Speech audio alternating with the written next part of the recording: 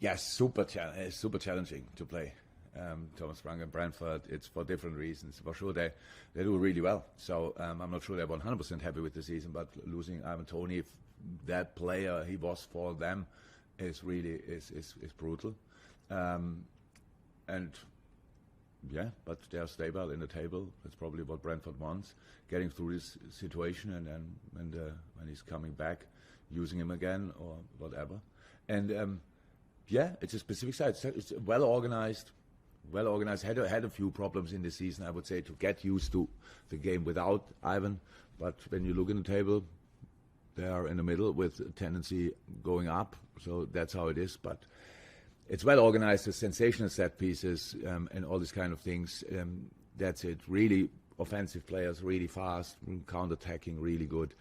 They change styles from time to time, especially if they consider you as a top 6 team, then it's a bit more defensive. If not, then they have a bit more possession parts.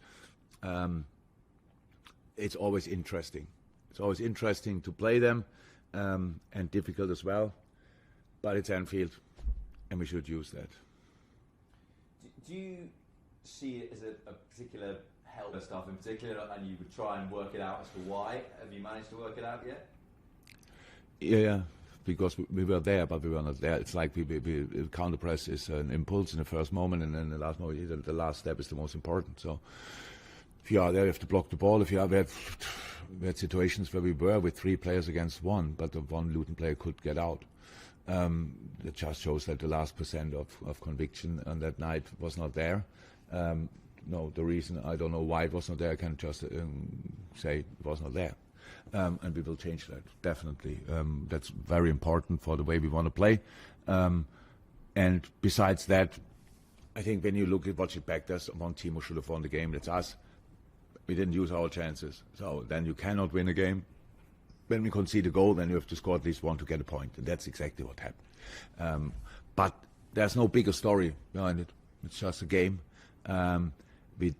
We were not at our best, definitely not that night. It was a different game to most others we played, and now we have the chance to put it right again.